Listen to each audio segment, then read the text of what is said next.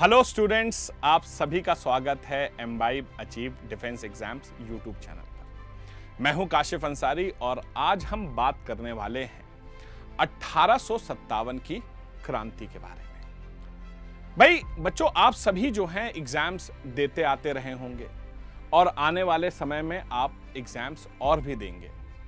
और अगर आपने कभी भी एग्जाम दिया होगा तो आपको मालूम होगा कि 1857 की क्रांति से क्वेश्चंस हर एग्जाम में पूछे जाते हैं। मतलब मॉडर्न हिस्ट्री का ये one of the most important topic है। तो मैंने सोचा कि क्यों ना इस टॉपिक को हम लोग थोड़ा सा अलग तरीके से आज पढ़ने चाहते हैं। अगर आप किताबों से इस टॉपिक को पढ़ेंगे तो आप देखेंगे कि उसमें बहुत बड़ी कहानी दी है और उसको पढ़ते पढ़ते कई बार आप बोर भी हो जाते हैं। तो मैंने सोचा कि कुछ इंटरेस्टिंग तरीके से आपको 1857 की क्रांति को आज कहानी के रूप में पढ़ाया जाए।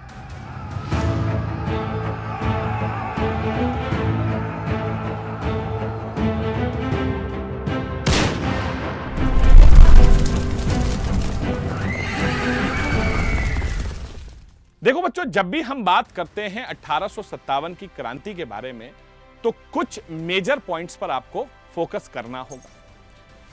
सबसे पहले यह कि 1857 की क्रांति के कारण क्या है, उसके बाद 1857 की क्रांति की शुरुआत कैसे हुई, 1857 की क्रांति के जो इंपॉर्टेंट लीडर्स थे वो कौन थे, 1857 की क्रांति क्यों फेल हुई, 1857 की क्रांति को रोकने के लिए अंग्रेजों ने कौन से अधिकारियों को उतारा, और अंत में हम यह जानेंगे कि 1857 की क्रांति का इंपैक्ट क्या पड़ा। तो चलिए शुरू करते हैं आज की क्लास को। बच्चों, साल था सन 1848 का और भारत पर ब्रिटिश शासन काफी स्ट्रांगली स्टैब्लिश हो चुका था। और उस समय भारत के गवर्नर जनरल हुआ करते थे लॉर्ड डलहौजी। उन्होंने भारत में एक पॉलिसी निकाली जिसका नाम था डॉक्ट्राइन ऑफ लैप्स, जिसे बेटा विलय की नीति भी कहा जाता है। और उस पॉलिसी के तहत उन्होंने कहा कि भारत में जो भी राजा है, अगर राजा की खुद की औलाद है तो राजा के मरने के बाद उसका बेटा शासन कर सकता है और उसे पेंशन दी जाएगी। लेकिन राजा की अगर खुद की औलाद नहीं, एडॉप्टेड सन है, तो उस कंडीशन में उन्हें जो है अपना साम्राज्य अंग्रेजों को देना पड़ेगा। और इस चीज से भारतीय शासक बहुत नाराज थे। उसके अलावा अंग्रेज क्या करते थे कि भारत में बहुत हेवी टैक्सेशंस, मतलब टैक्स इतना ज्यादा था कि लोगों का खून निकल जाता था टैक्स भरते भरते। उसके बाद जो अंग्रेज थे वो भारतीय सैनिकों के साथ भेदभाव करते थे, रंग भेद की नीति करते थे, काले और गोरे के आधार पर भेदभाव करते थे। भारतीय जो सैनिक होते थे, चाहे वो कितना भी अच्छा काम करें, वो कभी भी सूबेदार के ऊपर के पद पर नहीं जा सकते थे। उसके बाद अंग्रेज जो हैं दूर दराज के क्षेत्रों में हमारे भारतीय सैनिकों को लड़ने के लिए भेजते थे और कहते थे कि तुम्हें लड़ने के लिए जो है हम फॉरेन सर्विस अलाउंसेस देंगे, भत्ते देंगे, जो अंग्रेजों ने कभी दिए नहीं। उसके अलावा कुछ ऐसी चीजें थीं जो अच्छी थीं लेकिन भारतीयों को पसंद नहीं थी। जैसे कि अंग्रेजों ने क्या किया कि भारत में सती प्रथा पर रोक लगा दी। अंग्रेजों ने भारत में विधवा पुनर्विवाह कानून चालू कर दिया। ये अच्छी चीजें थीं, लेकिन भारतीयों को लगता था कि अंग्रेज उनके कल्चर्स के साथ छेड़छाड़ कर रहे हैं। भारत में वेस्टर्न एजुकेशन बढ़ता जा रहा था, क्रिश्चियन मिशनरीज खुद को पेनिट्रेट कर रही थी, लोगों का धर्मांतरण हो रहा था, इसलिए लोग नाराज थे। हर चीज भारत में बेटा बर्दाश्त है सिवाय एक चीज के, तुम कुछ भी करो लोगों, लेकिन लोगों के धर्म से मत खेलो। भारत में लोगों की बेटा किडनी मांग सकते हो लेकिन उनके धर्म से नहीं छेड़छाड़ कर सकते, और अंग्रेजों ने वही किया। अंग्रेजों ने भारत में एक राइफल इंट्रोड्यूस करी जिसका नाम था एनफील्ड राइफल। अब हुआ क्या, वो नई राइफल थी बच्चों और उसके अंदर इतनी बड़ी गोली लगती थी। अब उस गोली को पहले दांत से काटना पड़ता था तो एक कैप लगता था, और उस कैप को अंग्रेज चाहते तो प्लास्टिक भी लगवा सकते थे, लेकिन प्लास्टिक पड़ रही थी महंगी, तो अंग्रेज ने उस कैप पर गाय और सूअर की चर्बी लगवा दी। अब भाई गाय हिंदुओं के लिए पवित्र है और सूअर मुसलमानों के लिए हराम। तो अंग्रेजों ने वो हरकत करी लोगों के धर्म के साथ छेड़छाड़ करी, और भारत में हर चीज बर्दाश्त है लेकिन लोगों के धर्म के साथ छेड़छाड़ बर्दाश्त नहीं। तो कहते हैं कि वो ज्वालामुखी पहले से भर रहा था, लेकिन चर्बी कांड ने, कहते हैं ना, कि वो ज्वालामुखी फट गया, और यहीं से 1857 की क्रांति की शुरुआत होती है। तो सबसे पहले यह पूछा जाता है कि सबसे पहले गोली कहां चली थी। तो हुआ यह बच्चों कि दिन था 29 मार्च 1857 का। एक सोल्जर हुआ करते थे जिनका नाम था मंगल पांडे। यह भी एक क्वेश्चन एग्जाम में पूछा जाता है कि मंगल पांडे साहब जो थे वो कौन सी रेजिमेंट के सिपाही थे। तो वो 34वीं रेजिमेंट के सिपाही थे और बैरकपुर में पोस्टेड थे, और उन्होंने वहीं पर अपने सीनियर पर गोली चलाई, और वहीं से 1857 की क्रांति की शुरुआत होती है। इसका देखा देखी क्या होता है कि 10 मई 1857 को एक क्रांति होती है मेरठ में, और उस क्रांति को करती है 3rd नेटिव कैवेलरी यूनिट जो थी उसने की। और उसके बाद जून के मिड तक आते आते ये क्रांति पूरे उत्तर भारत में फैल गई थी। अब प्रॉब्लम यही थी बेटा कि ये क्रांति जो थी ना, ये पैन इंडिया क्रांति नहीं थी, ये सिर्फ उत्तर और पूर्वी भारत तक ही सीमित थी, और क्रांतिकारियों को यह लग रहा था कि उनका कोई लीडर नहीं है। तो क्रांतिकारियों ने क्या किया कि 82 साल के जो मुगल बादशाह थे बहादुर शाह जफर, उनके पास गए, और मंगल पांडे जी ने मुगल बादशाह बहादुर शाह जफर से कहा कि तूफानी लहर उठ रही है जहांपना, साथ दीजिए हमारा।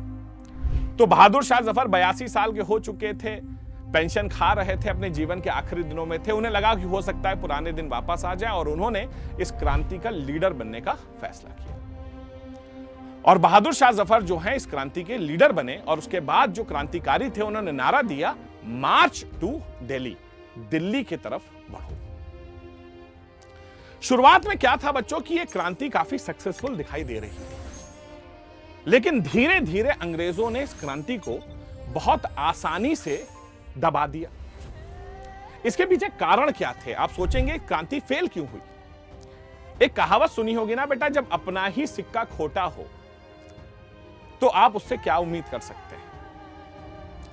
हमारे देश के जो क्रांतिकारी थे उनके पास जज्बा था, लेकिन उनके पास पैसे नहीं थे। और बेटा लड़ाई जो है ना, सिर्फ जज्बे से नहीं, उसके लिए हथियार भी चाहिए होता है, पैसा भी चाहिए होता है। तो हमारे क्रांतिकारियों को यह उम्मीद थी कि जब हम क्रांति करेंगे तो ये हमारे देश के जो बड़े राजा महाराजा हैं ये हमारा साथ देंगे।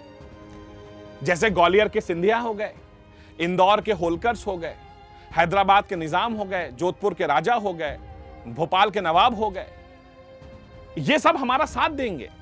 अरे बेटा साथ देना तो बहुत दूर की बात है कि जब इन राजा महाराजाओं को मालूम चला कि क्रांति होने वाली है तो जाकर अंग्रेजों को बता दिए कि साहब क्रांति होने वाली है। उसके बाद जाहिर सी बात है कि जो हमारे क्रांतिकारी थे उनके मिलिट्री इक्विपमेंट्स को अगर आप देखेंगे तो अंग्रेजों के कंपैरिजन में थे नहीं। एक सबसे बड़ी जो प्रॉब्लम थी बेटा, कोई कोऑर्डिनेशन नहीं था। कोई इधर लड़ रहा है, कोई उधर लड़ रहा है। बेटा लड़ाई जो है ना ताकत से नहीं, लड़ाई दिमाग से जीती जाती है। अगर लड़ाई ताकत से जीती जाती तो आपको क्या लगता है कि अमेरिका कभी वियतनाम में हारता? कभी नहीं, हो ही नहीं सकता था। और जो सबसे बड़ी प्रॉब्लम थी, जो मोस्ट इंपॉर्टेंट प्रॉब्लम है, वो है लैक ऑफ इफेक्टिव लीडरशिप। बेटा लीडरशिप जो थी वो इफेक्टिव नहीं थी।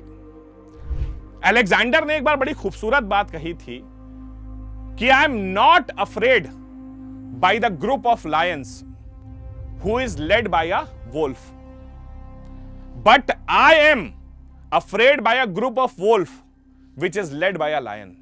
तो लीडर का जो है पावरफुल होना बहुत ज्यादा जरूरी था, और वो अनफॉर्चुनेटली नहीं था क्योंकि बहादुर शाह ऑलरेडी 82 इयर्स के हो चुके थे।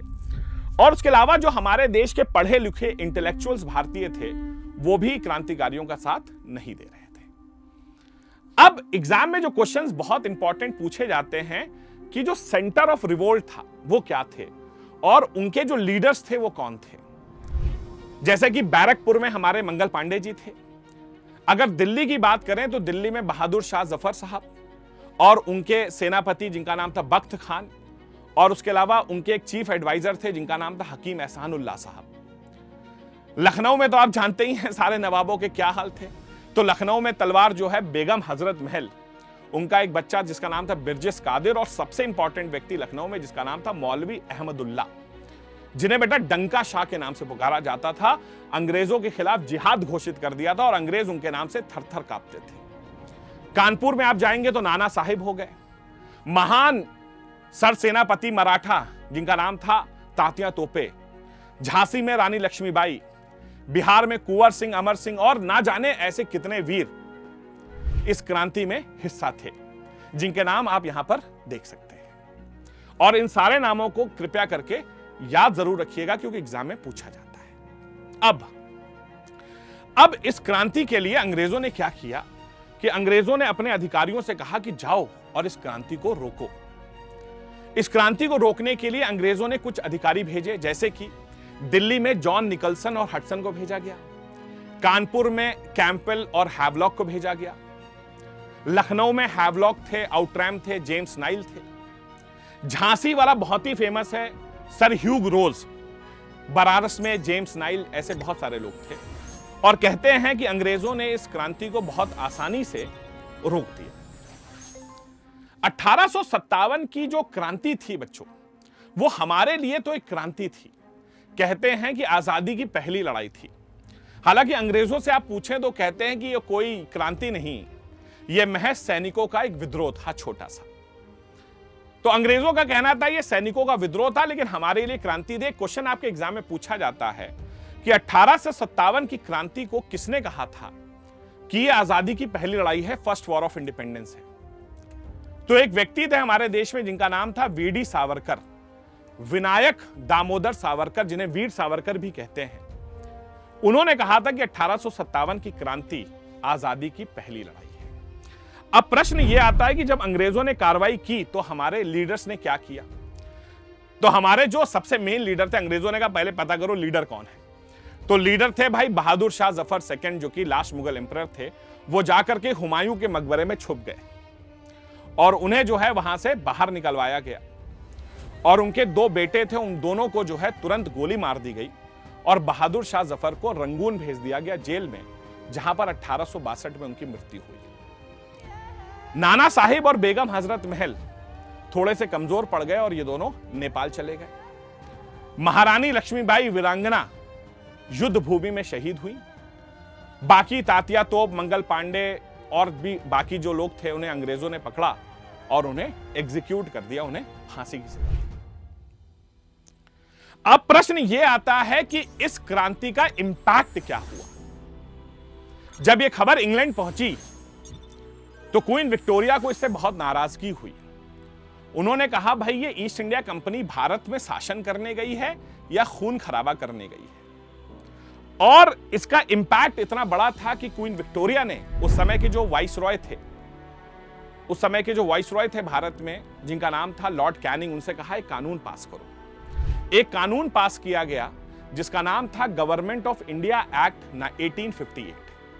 गवर्नमेंट ऑफ इंडिया एक्ट 1858 नाम का एक कानून पास किया गया, जिसके बाद भारत से ईस्ट इंडिया कंपनी के शासन को खत्म कर दिया गया और ब्रिटिश क्वीन ने भारत के शासन को अपने हाथ में लिया। तो याद रखिएगा कि 1757 बैटल ऑफ प्लासी के बाद से 1857 तक भारत पे ईस्ट इंडिया कंपनी का शासन था और 1858 से 1947 तक भारत पर ब्रिटिश क्राउन का अधिकार था। तो यह थी 1857 की क्रांति। उम्मीद करता हूं कि आज की क्लास आपको काफी इंटरेस्टिंग लगी होगी। तो see you all in the next class. Till then do take care of yourselves. Have a nice day. जय हिंद, जय भारत एंड वंदे मातरम। Keep imbibing. We believe in you.